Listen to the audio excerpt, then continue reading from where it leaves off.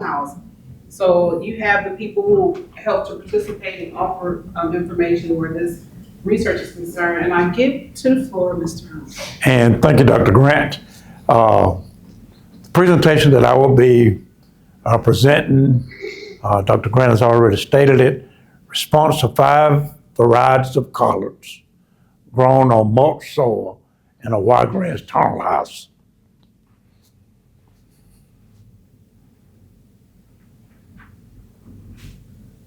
Okay.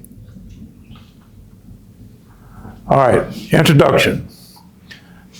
Collards belong to the Brassica family of plants which originated in the Mediterranean region and are best grown in cool climates with relatively high humidity.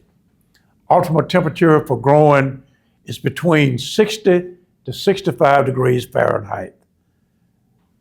Higher temperatures slows or arrests plant growth. Prolonged periods of low temperatures during the growing period can cause collards to bolt or flower out. Bolting is initiated by the interaction of plant size and cold temperatures.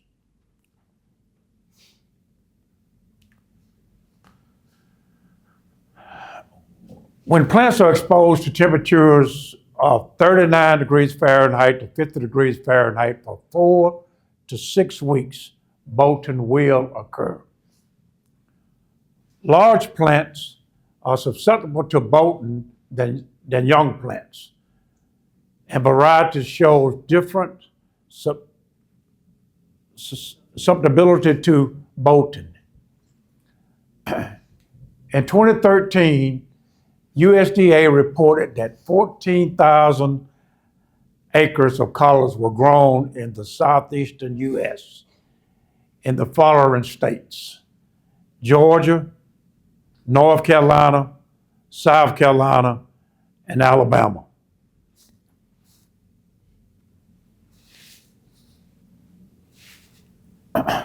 Tunnel houses are structures made from wood or metal and covered with clear polyethylene plastic.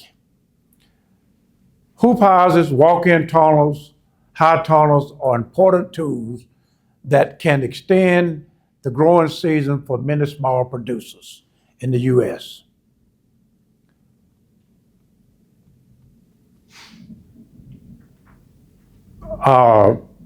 Defines tunnel houses as an unorthodox alternative small producers use to expand their growing season in cold months during the year.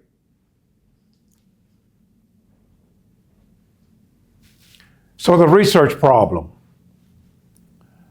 Previous reports by Carnes, Walton, Sparks have shown that collards can be successfully grown in tunnel houses during cool and cold season of the year.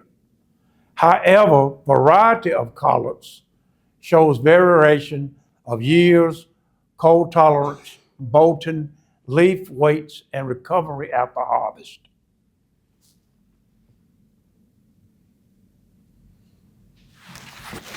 The objectives. The marketable yield of 5 varieties of collards grown on a tunnel house condition.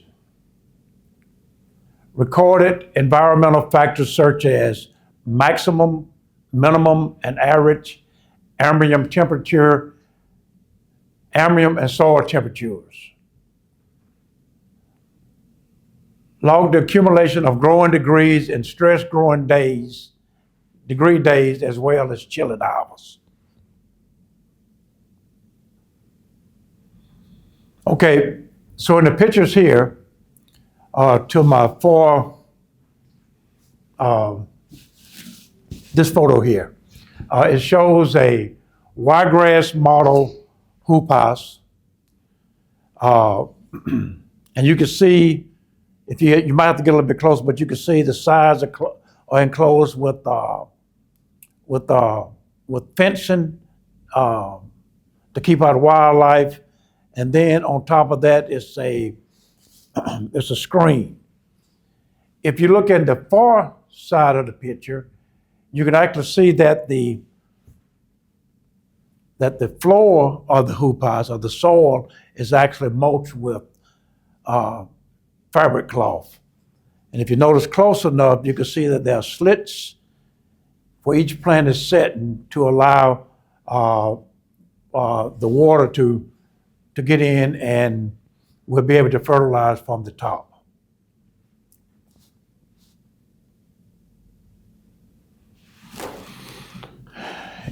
Here in these two slides, the slide to this side shows a wiregrass model hoop house where the collards are in full production.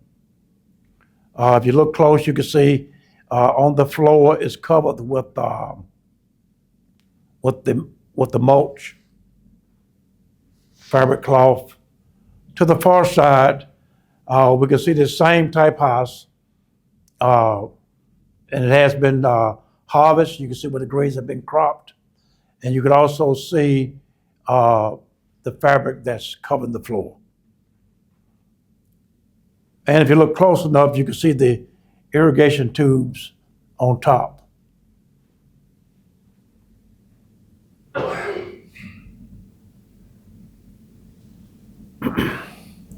Okay, so in this particular slide, we can see three comparisons of three different, I guess we can call it grow methods, different situations in 2023 after a very hard freeze.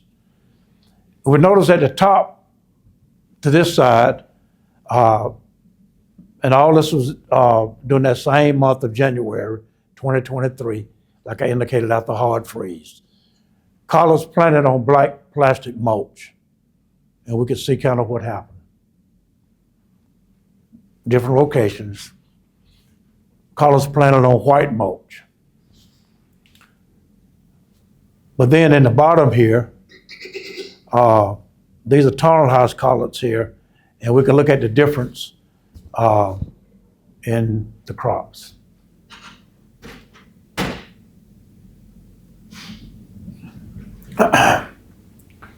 Materials and methods. This study was conducted at E&J Farms in Tuskegee. Plot size was 12 feet by 1.5 feet with 3 replicable treatments. Varieties used in the study, we had 5 different varieties of collards. We had Bates, we had Champion, we had Burnished Choice, Cash Crop, and Top Crop.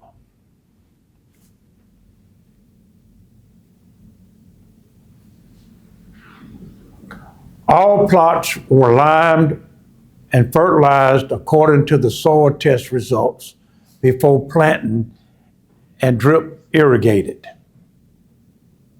Harvest commenced at 45 days after transplanting and concluded at 181 days after transplant.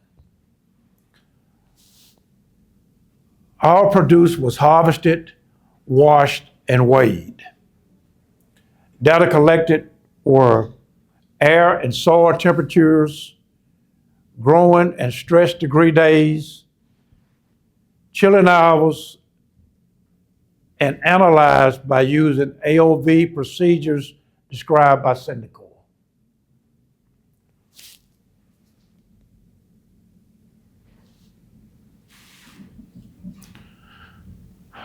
Definition of growing degrees days. Growing degrees days measure the accumulated heat required for plants and insect development during the growth of the crop.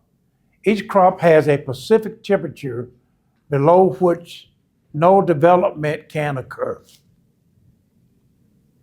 Definition of heat stress growing days.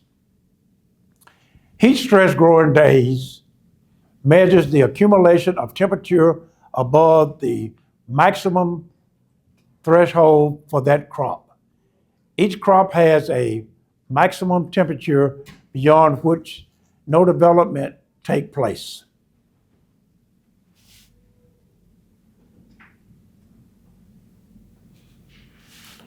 Chilling hours.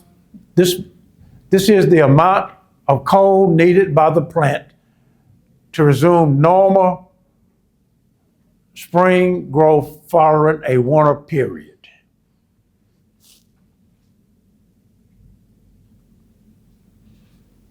Now, and on this table, table 1 shows that top crop was the only variety which significantly smaller yield than the others.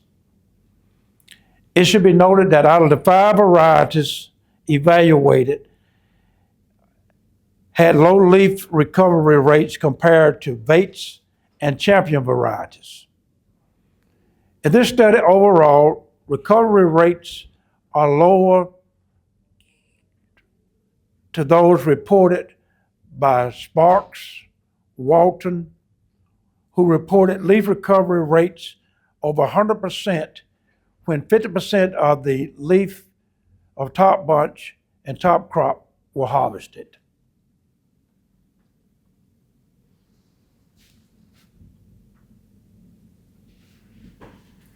Results and discussion continues. In this slide, or in this table, it talks about, or shows the recorded maximum and minimum air temperature of 89 degrees Fahrenheit to 48 degrees Fahrenheit inside the tunnel house exceed the recommendation of 75 degrees Fahrenheit to 40 degrees Fahrenheit. However, the average recorded temperature of 62 degrees Fahrenheit, well within the optimum range of 60 to 65, indicates a warmer than usual winter.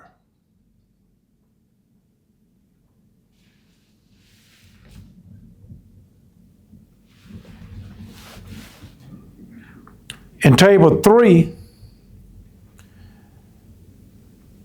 this slide shows the maximum and minimum recorded soil temperature inside the tunnel house. 78 to 71 degrees Fahrenheit, which is higher than 70 to 60 degrees Fahrenheit reported in Shanghai's report. On mulched soil, the difference could be due to mulching.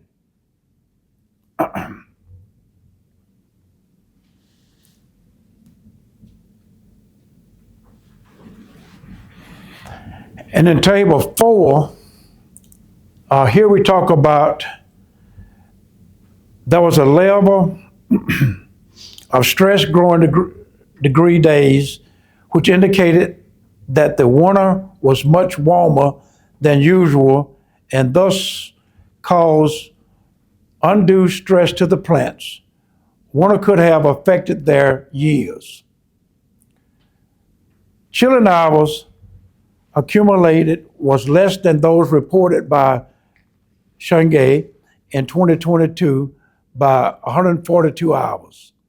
Thus again, could be an indicator of a warmer winter than usual, which compared to the report of Shanghai, based on the chilling hour data, growers can replant his or her hoop house earlier in the spring.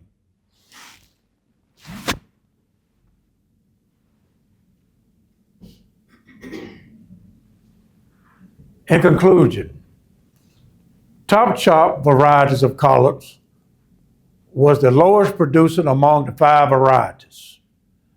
Varieties showed 24 to 53% declining yields over 5 harvest periods. Heat stress growing days were higher during the growing season, which indicated a warmer winter. December, January, and February were the months when the highest chilling hours were accumulated.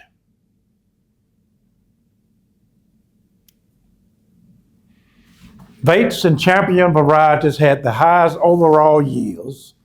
The studies and are more suitable for tunnel house production. Yates and champion varieties showed a more rapid leaf recovery after each harvest compared to the other. Bolting for all varieties in the tunnel house occurred toward the end of March, was probably due to high ambient and soil temperatures and growing degrees and stress days recorded.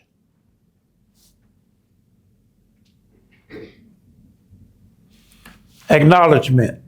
We would like to, this study was funded by USDA, NIFA, and Food Research Initiative Competitive Grant, USDA NIFA Extension Grant, USDA NIFA Evan Allen's Research Grant, and Alabama ANG 80 Grant.